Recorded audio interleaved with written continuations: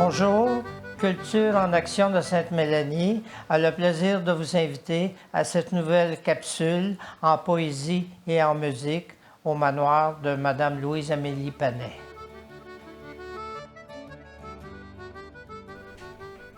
Maintenant, en musique et en paroles, avec Yves Lambert. Est-il bien sur la terre qui soit aussi navrant que l'étrange misère du pauvre intempérant, que son sort malheureux paraît triste et fâcheux? C'était un homme honnête, le plus fier des chrétiens. Il est féroce et bête, surtout parmi les siens. C'est l'œuvre du poison qu'on nomme la boisson. Il jette à la misère sa femme et ses enfants, et pour la vie entière fait des êtres souffrants. Ô pauvre malheureux, votre sort est affreux. Voyez sa pâle femme, plus sombre que la mort, des angoisses plein l'ombre, triste et malheureux, sans rien n'est aussi navrant, rien n'est plus déchirant. Elle est belle, elle est bonne, cet ange du foyer, mais l'alcool empoisonne, au lieu d'ensoleiller, il sème sous ses pas, le malheur le trépas.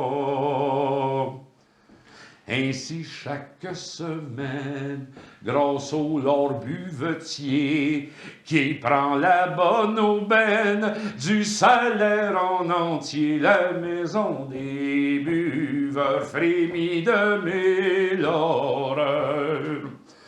Dans combien de familles sont les horreurs d'enfer, que d'enfants et de filles, plus que chargés de faire les auteurs de leur jour, ivres presque toujours. Je revois cette scène dans un affreux taudis, une fillette blême, ange du paradis, ses parents ivres morts, oh les tristes mentors. La faiblesse inconsciente des maîtres du pays, la convoitise ardente des vendeurs de whisky, voilà de nos malheurs les sinistres auteurs. Quelle longue complainte sur un triste sujet, si j'épuisais la plainte, non le dernier couplet, je couvrirais de vers plus que tout l'univers.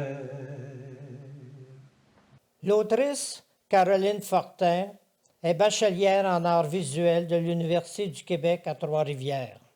La pratique de Caroline Fortin est d'abord et avant tout littéraire. Elle s'intéresse à la non-violence, à la désobéissance civile, aux conflits politiques, à l'histoire de l'art et à l'art contemporain. Elle perçoit l'espace littéraire comme un porte-voix pour mettre de l'avant les démarches artistiques qui brisent les règles, dénoncent les inégalités et transforment le monde. Caroline Fortin a publié des poèmes, des nouvelles et des analyses de fond en art actuel, notamment dans la revue L'Esprit libre, la revue Nix et la revue Post-Scriptum. Voici Caroline Fortin. Comme premier texte, je vais vous lire un poème que j'ai écrit dans le recueil Contre-attaque esthétique de l'Esprit libre. Donc, c'est inspiré de l'œuvre architecturale de Ronald Rael, qui a créé une balançoire entre les États-Unis et le Mexique. Dans le ciel de lignes noires, par dizaines, par centaines, par milliers, divisent, séparent et tranchent. Une cage lacère ma liberté, mâche mon humanité, recrache une frontière. De l'autre côté, des étrangers.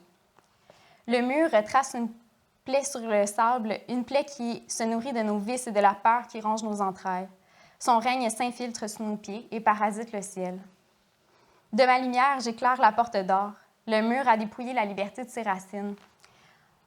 Empreinte funeste sur le monde, la frontière a transformé nos frères et sœurs en inconnus, nos proches en criminels. Univers binaire. Moi, eux.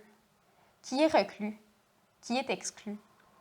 Le vent s'aventure, joue aux dissidents, fait l'indiscipliné. Il caresse le Mexique, chatouille l'Amérique, défie la frontière. Son souffle balaie l'inconnu. Je tends l'oreille. A laugh? Una risa? Je m'approche. Des balançoires naissent de la lumière, traversent le mur qui balafre la terre. Des ponts sur notre cicatrice. De chaque côté, à califourchon sur les teeter-totter, les participants et les participantes s'envolent et redescendent. Leur bonheur virevolte et se pose sur ma peau.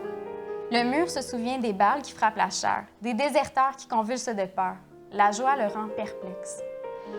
Le mur est si petit et si frêle, je pourrais le saisir entre mon pouce et mon index pour le faire disparaître. Sans avoir perdu, le mur a gagné. Pour le taquiner, on le surnomme « the opening », la apertura. Je glisse mes doigts en terra incognita. Une main ose la rendre compte. ¿Quieres jugar conmigo? Les barreaux se sont envolés pour ne laisser que des interstices. Ils renferment des miroirs. Si la frontière est la marque des États divisés, la rencontre est celle des États réunis. Encore faut-il avoir le courage de faire le premier pas. With pleasure. Pour mon deuxième texte, je vais vous lire une nouvelle que j'ai écrite dans la revue Nix, qui s'appelle La Rose Blanche et qui est inspirée de faits réels. Allemagne, 18 février 1943. Malmenés par le vent, les drapeaux claquent. À chaque rafale, c'est comme un fouet meurtrissant la chair de mon dos. Incendiaires, le soleil intensifie leurs couleurs. Rouge pour le socialisme, blanc pour le nationalisme et noir pour la race aryenne. À l'unisson avec ceux de mon frère, l'écho de nos pas se répercute sur la façade de l'université. Je tire sur la bandoulière de mon sac qui me lacère la peau. Son contenu cogne contre ma cuisse et plane dans mon esprit. Tyrannie, liberté, criminel, honneur, asservissement. Les mots dictalographiés sur le papier rugissent comme mon cœur saigne. Hans ouvre la porte et me laisse entrer la première. La chaleur et l'humidité se propagent sous mon épiderme. Du revers de la main, je balaie la sueur qui fuit sur mon front. Hans se prend les devants et grimpe les escaliers. Je détache la couronne de mon sac où les billets, impatients, semblent s'agiter. Je plonge la main dedans et en extirpe plusieurs tracts des lettres de la Rose Blanche. Je les dépose sur un banc de bois. Au pas de course, je réitère mon geste. Stop. Je rebrousse chemin et écoute. Le CAHU, produit par les éclats de voix des étudiants et leurs chaises qui raclent le parquet, traverse les cloisons. Appuyé sur la main courante, Hans me fait signe de me hâter. Je retire de ma besace ce qu'il me reste. Je m'appuie sur la balustrade et lance les derniers exemplaires. Les lettres virevoltent, dansent, improvisent, jouent au saltimbanque. Lorsque le dernier d'entre eux termine sa chute sur le carrelage, le sourire de Hans est remplacé par un rictus. Il ne me regarde plus. Je me retourne, le concierge. Le cri de mon frère brise mon assurance comme une porcelaine. « Cours, Sophie! » Engourdie, la réalité vient à moi avec du retard. Hans pose les mains sur mes épaules et me pousse. Je dévale les escaliers et me précipite vers la sortie. Je me heurte à une porte close. Je reviens sur mes pas. Où est Hans? Je me bute à une silhouette et tombe à la renverse. À son bras gauche, un insigne rouge, blanc et noir, la Gestapo. Des doigts semblables à des serres s'agrippent à moi, me tournent les os et me broient la chair. Dehors, le soleil m'aveugle. Les hurlements de Hans me parviennent étouffés. Je plisse les yeux. Il est jeté dans une voiture. Je tends la main vers lui, mais on la rabat aussitôt. La Citroën tourne le coin et disparaît, emportant mon frère. À la prison de Wittelsbach, le temps n'a plus d'emprise. 3 hommes se sont succédés pour mon interrogatoire, mais la question reste toujours la même. En mon cœur se mêlent les voix d'Alexander, de Christophe, de Willy, du professeur Hubert et des autres. Je les fais taire. Je n'ai qu'une réponse à leur offrir. Hans et moi avons tout orchestré, seuls. Entre chaque injure et chaque coup, je prie. Prier pour éviter d'ouvrir la bouche. Les noms sont coincés au fond de ma gorge. Plus on tente de me les arracher, plus je les avale, plus je les oublie. Je prie. Cours, Sophie. Les paroles de Hans me hantent, me tourmentent jusque dans mes rêves et me tirent de mon sommeil. Je me relève et frissonne. La noirceur comprime ma poitrine et me donne le vertige. En suintant, les murs diffusent une odeur d'excréments et de mort. Le vent glacial siffle lorsqu'il pénètre entre les pierres. Je frotte la paume de mes mains sur mes cuisses pour les réchauffer. Au passage, je caresse une tache de peinture restée collée sur mon pantalon. 3 jours plus tôt, ou peut-être reste 4, Hans et moi avons écrit « Liberté » sur les façades des bâtiments publics. J'écarte les bras, ferme les yeux, imagine un ciel étoilé. Du bout de mon index, je trace des lettres carmées entre les constellations. Ici, tout est possible. Mon cœur est serein. Je ne crains plus la Gestapo, ni la douleur, ni la mort. Je ne me suis jamais sentie aussi libre. Roland Freisler, qui préside le Volksgerichtshof, le tribunal du peuple, se tient droit comme un roi. Son regard d'oiseau de proie se pose sur moi. Dans la pièce d'à côté, le bois qui craque et le métal qui grince créent une sordide mélodie. On prépare la guillotine. Hans est à ma droite. En silence, je lui demande « Mais qu'est-ce qui a fait trembler ainsi le régime nazi? » Muet, il me répond « C'est nous. » Au verdict, je suis debout. Mes iris brillent de liberté et d'honneur. Sophie Schroll, Hans Schroll, la Cour de justice populaire vous condamne à mort pour haute trahison et incitation à haute trahison. Le cou coincé entre 2 pièces de bois, prêt à recevoir le baiser de la lame, je lève les yeux vers mes bourreaux et récite un Notre Père. Une prière non pas pour mon âme, mais pour la leur. Amen. Pour mon 3e texte, je vais vous lire un texte qui n'est pas publié nulle part, donc c'est un inédit. Puis, ça s'intitule « Le poil sur mon sein ». Donc, mon chum glissa ses doigts sur ma poitrine. Au moment où je m'abandonnais à la caresse, il s'arrêta. Je relevai la tête. Il me pointa cet endroit précis entre le rose de mon mamelon et la chair claire de mon sein, où un poil avait poussé, un poil noir. « Le mieux, c'est l'épilation ou le rasoir ?» m'a-t-il demandé. Je savais très bien qu'il était là, mais j'avais manqué de temps pour le faire disparaître. Entre le travail, les réunions, le transport, les sorties, les visites, le ménage, les repas, le lavage et l'épicerie, chaque moment de répit se voyait parasité par la nostalgie de cette époque où mon ventre était plat, où mes cheveux étaient épais, où je n'avais pas à me soucier de ces intrus qui poussent désormais n'importe où. Au fil des semaines, je développais des techniques de camouflage. Éteindre la lumière avant de retirer mes vêtements, ne plus essuyer la buée sur le miroir de la douche ou encore porter des chandails beaucoup trop grands. Tous les coups étaient permis pour que mon corps n'en soit plus un. Ce changement d'attitude était-il causé par l'approche de la trentaine ou simplement par la découverte que je produisais d'horribles poils à des endroits inusités? Comme il est impossible de rajeunir, j'arrêtais à la pharmacie un vendredi soir et achetais tout l'attirail pour une épilation en bonne et due forme. Il n'était plus question de simples poils qui poussaient à la périphérie de mon mamelon, mais aussi de tous ses semblables.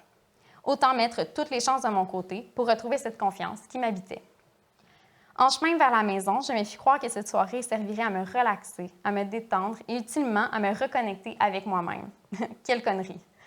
Je me préparais une coupe de vin, mais très vite, j'ai compris qu'il faudrait quelque chose de beaucoup plus fort. Même l'alcool ne parvint pas à camoufler la brûlure de la cire sur mes jambes ou à peser le bleu qui apparaissait entre mes cuisses.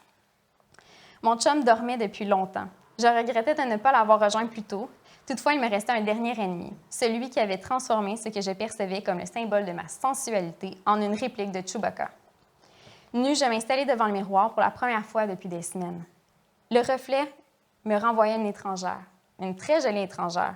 Ça pouvait pas être moi, si? Je touchais le poil sur mon sein et le trouvais beau. Il y avait chez lui une volonté d'exister. Je reculais. La courbe de mes hanches, la rondeur de mes seins et même le renflement à la hauteur de mon ventre me plaisaient. J'eus peur que ce sentiment disparaisse si je me débarrassais du poil. Je décidai de le garder, c'était plus prudent. Mon poil avait besoin de compagnie, et moi aussi. Je l'ai laissé pousser sur mes bras et sur mes jambes, par paresse d'abord, puis par curiosité. Mon chum me demanda si, après le papier toilette, c'était au tour des rasoirs de faire l'objet d'une pénurie. Je lui suggérai de s'habituer. J'avais besoin d'un remède aux écrans, et le poil, c'est tellement humain. D'un coup, je disposais de tout le temps du monde pour redéfinir cette image que j'avais créée, que j'avais crue immuable. Je m'arrêtais à plusieurs reprises devant le miroir pour observer mon double, les bras levés. Après des années de guerre, ses poils et moi arrivions enfin à nous comprendre et à nous aimer. Au printemps, le télétravail s'imposa, les contacts virtuels aussi. À travers l'écran, j'ai pensé que personne ne verrait cette libération pilaire qui s'opérait sous mes bras. Mais c'était sous-estimer ma belle-mère. Le visage à demi caché par la mauvaise position de sa caméra, elle m'expliqua qu'une femme parle de son charme si elle ne prend pas soin d'elle et m'énuméra ce qui, selon elle, représente la féminité. Comme j'osais lui répondre qu'il y a tout un spectre entre les deux genres et que cloisonner le concept de la femme dans une définition claire et précise serait tout à fait inapproprié, elle conclut « Ah, de toute façon, les poils, c'est pas hygiénique. » Pour avoir passé les dernières vacances avec la famille de mon chum, je savais que les fils de ma belle-mère n'ont jamais écouté ses conseils en matière d'hygiène pilaire. Ils ne pouvaient aucune honte à se pavaner torse nu, question que tout le monde puisse voir l'écosystème qui se développait sur leur peau. Alors pourquoi le devrais-je? À l'été, les libertés regagnées apportaient avec elles une pression, comme un contrepoids aux calories en trop, aux vêtements mous et aux expérimentations pilaires. Je rasais mes aisselles, taillais mon pubis et épilais mes jambes. Le seul qui survécut, ce fut le poil sur mon sein, le vestige d'un temps où mon corps était ce qu'il était, sans compromis. Mais tout avait changé. Je n'arrivais plus à justifier cette coupe à blanc. Au retour du froid, je replongeais dans le rythme lent des soirées virtuelles bien arrosées, des pyjamas qui prolongent leur corps de travail, de l'odeur du pain qui cuit dans le four et, Dieu merci, aux aisselles bien poilues. Pour ma fête, ma belle-mère m'offrit un beau rasoir fait à la main avec un manche en bois et des lames recyclables, subtiles. C'est mon chum qui me suggéra de m'en débarrasser. On s'en fout de ce que pensent les autres. Tu es encore plus belle quand toi, tu te trouves belle. Si ce sont tes poils qui changent ta perception, OK, on va les regarder pousser ensemble. Avec la fonte des neiges vint le moment décisif, celui des camisoles, des bikinis et surtout des retrouvailles. Je n'avais pas vu ma famille et mes amis en dehors d'un écran depuis presque 1 an. Quand nous nous revîmes, nous levèrent notre verre aux années à venir, puissent-elles être meilleures. Je levai le mien bien haut parce que l'angoisse de voir le jugement dans les yeux de mes proches ne comprimait plus ma poitrine et parce qu'ils n'accordèrent aucune attention à mes poils. Tant que nous étions réunis, le reste n'avait pas d'importance. À ce moment-là, le poil sur mon sein sut qu'il ne serait plus jamais seul. Avec un peu de chance, moi non plus.